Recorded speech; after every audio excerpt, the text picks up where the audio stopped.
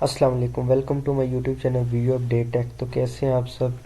आज के लेक्चर में हम बात करने वाले इंग्लिश 101 की मोस्ट इम्पोर्टेंट एमसीक्यूज जो मिड टर्म में आएंगे। सबसे पहले तो अगर आप मेरे चैनल पे न्यू है तो इसको सब्सक्राइब लाजमी कीजिएगा और बेल आइकन के बटन को क्लिक कर दें ताकि आपको न्यू अपडेट्स मिलती रहे। बिना टाइम वेस्ट किए चलते हैं हम अपने एमसीक्यूज की तरफ। तो आज का हमारा जो सबसे पहला एमसीक्यूज है वो है choose the best answer for given the option. The sentence that states the main idea is called. Main idea कौन सा ऐसा सेंटेंस होता है जिसमें बताया जाता है, तो वो हमारे पास होता है टॉपिक सेंटेंस। टॉपिक सेंटेंस मतलब मेन आइडिया से मुराद के अब एक चैप्टर का जो नाम होता है उससे हम अंदाज़ा लगा लेते हैं कि इस चैप्टर के अंदर अब क्या होने वाला है। तो main idea of the sentence is called topic sentence. उसके बाद नेक्स्ट एमसीक्यूज हमारे पास identify to best answer which is not synonym for the word relationship. तो इनमें से कौन सा रिलेशनशिप का सिनोनिम नहीं है, तो वो हमारे पास है निसाइंस। निसाइंस एमसीक्यूज हमारे पास यहाँ पे करेक्ट एमसीक्यूज है। उसके बाद नेक्स्ट एमसीक्यूज है choose the antonym for the underline word.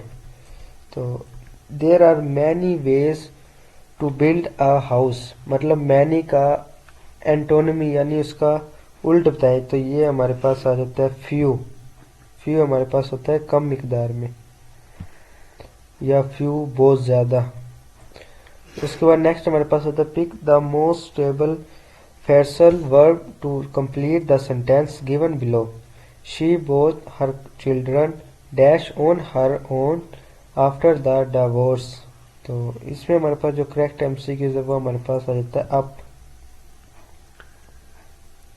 She both her children up on her own after the divorce. उसके बाद नेक्स्ट हमारे पास है कि इसमें से कौन सा करेक्ट स्पेलिंग है या वर्ड है। तो इसमें से हमारे पास आता है कमेटी, COMMITTE,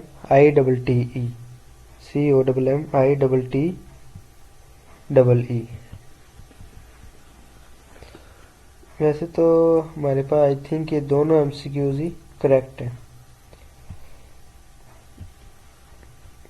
उसके बाद नेक्स्ट हमारे पास आ जाता है which one of these connectives signal contract. तो इसमें से हमारे पास कौन सा ऐसा है जो सिग्नल ट्रैक्ट करता है, तो वो हमारे पास आ जाता है कन्वर्सली। बी ऑप्शन हमारे पास करेक्ट एमसीक्यूज है जो सिग्नल्स को कनेक्ट करता है। उसके बाद नेक्स्ट हमारे पास read the cause of the given situation choose the affect. मतलब we had tremors, snowstorm during the night, winds gusty to 45 megapixel, the roads are blocked, even the bus stop. तो इसमें हमारे पास जो करेक्ट है we were not able to go to school. मतलब कि अब रात का टाइम वो बता रहे हैं कि उस टाइम क्या चीज़ है, we were not able to go to school. अब वो बस स्कूल में तो नहीं जा रही होगी ना क्योंकि रात का टाइम है। तो इसमें जो हमारे पास करेक्ट एमसीक्यूज है वो बी ऑप्शन है। उसके बाद नेक्स्ट हमारे पास है CRT। Terminals are very useful interactive devices for use in office because of their speed and quietness in which the useful falls. तो इसमें जो हमारे पास करेक्ट एमसीक्यूज है वो है adjective forming suffix. D option हमारे पास इज अ करेक्ट एमसीक्यूज। उसके बाद नेक्स्ट हमारे पास आता है complete the sentence choosing the best option pair of the connectives. We were required to sit for only one paper, we can sign up for dash mechanics paper, for dash mechanics paper and dash the statics paper. तो इसमें हमारे पास either और आता है correct MCQs D. मतलब we can sign up for either the mechanics paper और the statics paper. उसके बाद हमने इसमें बताना वर्ब, करेक्ट वर्ब कौन सा है।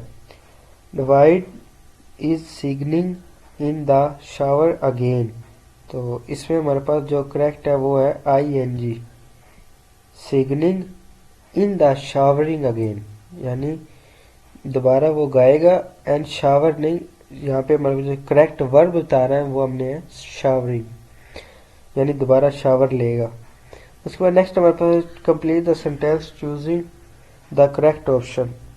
She employ a maid to do dash the cooking dash washing for her family, मतलब यहाँ पे हमारे पास आता है बोथ एंड, मतलब she employs a maid to do both the cooking, दोनों यहाँ पहले कुकिंग करेंगे, and washing the for her family, और फिर उसके बाद वॉश करेंगे। नेक्स्ट हमारे पास आ जाता है which one of these means to deliver, तो इसमें जो हमारे पास करेक्ट MCQs है वो हमारे पास कंसाइन, सी ऑप्शन हमारे पास इज अ करेक्ट MCQs है। उसके बाद नेक्स्ट है which one of the following statement express fact, तो इसमें जो हमारे पास करेक्ट स्टेटमेंट है वो हमारे पास है option number C। In 2005 Brazil and FC Barcelona star Ronaldo was named FIFA World Cup football, मतलब ये हमारे पास इसका करेक्ट MCQs है। उसके बाद choose the best meaning of the word underline, जो अंडरलाइन वर्ड है उसका मीनिंग कौन सा बेस्ट है। Being unstable to write the reliability for the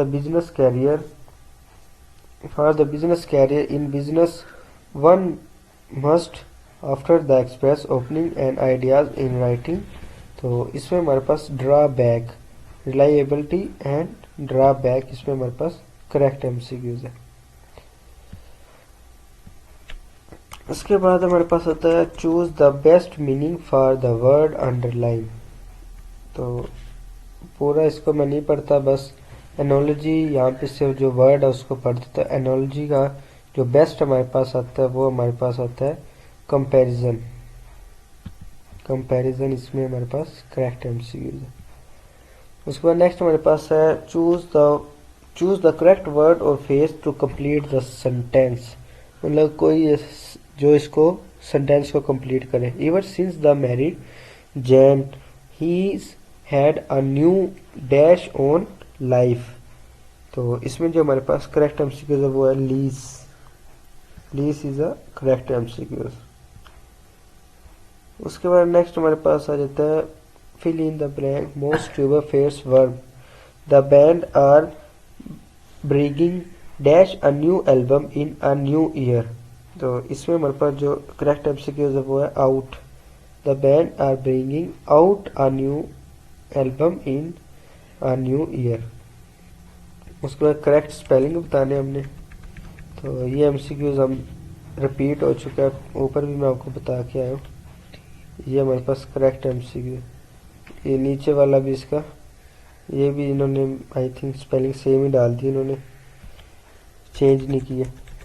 तो ये MCQs भी मैं ऊपर बता के आया हूँ कि सेंटेंस का जो मेन आइडिया होता है वो क्या होता है, तो वो हमारे पास होता है टॉपिक सेंटेंस, कि जो भी सेंटेंस का मेन आइडिया होता है ना वो हमारे पास टॉपिक सेंटेंस होता है। टॉपिक सेंटेंस से हम बता सकते हैं कि ये टॉपिक किस बेस पे है या किस चैप्टर वाइज पे है। उसके बाद नेक्स्ट हमारे पास है what is the definition of the cause, तो इसमें हमारे पास जो करेक्ट MCQs है वो है the reason something happen in a given situation, the reason something happen in a given situation. अब आप सोच रहे होंगे कि मैं आपको सारे एमसीक्यूज क्यों नहीं बताता। फॉर एग्जांपल अब यहाँ पे हमने पढ़ा था the sentence of the main idea, topic sentence, topic of paragraph, main idea of paragraph, spotting details. अगर अब मैं आपको लग जाऊँ क्यूज बताने लग जाऊँ तो पेपर के दौरान क्या होगा, पेपर में बैठ के आप सोच रहे होंगे कि सर ने ये एमसीक्यूज भी बताया था, ये भी बताया था, ये भी बताया था। तो इसीलिए मैं आपके साथ सारे एमसीक्यूज शेयर नहीं करता। जो एमसीक्यूज करेक्ट होता है सिर्फ वही आपको बताता हूँ, ताकि पेपर में बैठ के आपको पता लगे हाँ भी सर ने हमें ये एमसीक्यूज बताया था। इसीलिए मैं हमेशा एक ही एमसीक्यूज पढ़ता हूँ, बार बार 4 एमसीक्यूज रिपीट नहीं करता। उसके बाद नेक्स्ट हमारे पास आता है read the situation the choose the fact we had a, ये भी मैं आपको ऊपर बता के आया हूँ। एमसीक्यूज नंबर शायद 14 था, तो उसमें आपको ये मैं बता के आया था। उसके बाद next MCQs, above ground swimming pool have dash flexibility of being able to be moved from the place to place, but also the efficiency of using less water than standard in ground pools। तो इसमें हमारे पास जो correct MCQs है वो हमारे पास है not only above ground swimming pool have not only the flexible able to the move from place to place, but also the efficiency from the less water understood stand in the ground pools। उसके बाद next हमारे पास है MCQ choose the best available situation, मतलब जो इसके साथ लगेगी। बायो के बाद क्या आ सकता है, बायो लाइफ आ सकता है, बायो डेथ आ सकता है, या बायो नाउ, बायो फ्री। तो कुछ एमसीक्यूज होते हैं जो आपके सारे आपके साथ शेयर करना ज़रूरी होते हैं। उसके बाद नेक्स्ट हमारे पास है choose the best available situation prefix. Meter, meter के साथ आप क्या लगेगा, ये तो सबको पता है, मीटर मेयर, मीटर को हम मेयर करते हैं, मीटर ना के कट, अगेंस्ट, अराउंड। उसके बाद अब हमने बताना है, पहले हम बता रहे थे उसका प्रीफिक्स। प्रीफिक्स वो होता है कि कोई भी एक वर्ड है जिसके आगे हम लगा सकते हैं। फॉर एग्जांपल अब मेरा नाम शर्जील है, तो शुरू में हमने क्या किया है शर, आगे हमने क्या किया है झील, झील उसमें क्या हुआ अलग। तो प्रीफिक्स हमारे पास वो होता है कि जो वर्ड के पीछे वाला वर्ड होता है शर झील, तो उसको हम कहते हैं प्रीफिक्स। अब सुफिक्स हमारे पास क्या होता है, सुफिक्स हमारे पास होता है कि शर आप हटा दें और झील पहले लगा लें। तो जब भी आपके पास ऐसे एमसीक्यूज आएंगे तो आपने ऐसे करना, जैसे इंग्लिश, लिश आप लगा दें। अब हमने उसका सुफिक्स क्या बताना, इंग्लिश। अब यहाँ पे हमारे पास हमने इसका सुफिक्स बताना है, तो यहाँ पे हमारे पास एमसीक्यूज नंबर सी मटीरियल। अब यहाँ पे ना तो ये एमसीक्यूज बन सकता था पार्शियल, डिपेशियल या कॉमरेंशियल। कॉमरेंस तो होता है लेकिन कॉमर्शियल नहीं होता। तो इस तरह आपको अब सुफिक्स और प्रीफिक्स की भी समझ आ गई होगी। नेक्स्ट हमारे पास द जज released him on his own recognizance. ये ऑप्शन हमारे पास इसमें करेक्ट एमसीक्यूज है। उसके बाद next MCQs, I don't think the flowers are dash to New England, at least I never seen them. तो इसमें जो हमारे पास करेक्ट एमसीक्यूज है वो हमारे पास सी एमसीक्यूज है, इंडिजेंस। इसके बाद हमारा लास्ट एमसीक्यूज है इट वाज। बाकी एमसीक्यूज इंशाल्लाह नेक्स्ट वीडियो में आपको बताऊंगा, क्योंकि वीडियो जैसे बड़ी हो जाती है तो बच्चे इसके ऊपर फोकस नहीं करते और बड़ी वीडियो को वो देख के उसको स्किप कर देती है। तो इसलिए वीडियो जितनी शॉर्ट हो उतना ही बेहतर है। नेक्स्ट एमसीक्यूज हमारा लास्ट एमसीक्यूज है it was an expensive test they brought in the players their mother. तो इसमें जो हमारे पास करेक्ट एमसीक्यूज है वो हमारे पास आ जाता है but, it was expensive but they brought I players their mother. तो मिलते हैं इंशाल्लाह नेक्स्ट वीडियो में। टेक केयर, अल्लाह हाफिज़।